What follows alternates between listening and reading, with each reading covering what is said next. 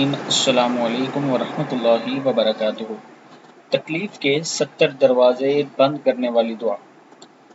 اس دعا کے پڑھنے سے اللہ عز و جل تکلیف کے 70 دروازے بند کر دیتا ہے، جن میں ادنا درجے کی تکلیف تنگ دستی ہے۔ دعا ہے بسم اللہ الرحمن الرحیم، لا حول ولا قوت الا باللہ ولا ملجأ من اللہ الا الیہ، لا حول ولا قوت الا باللہ ولا ملجأ من اللہ الا الیہ۔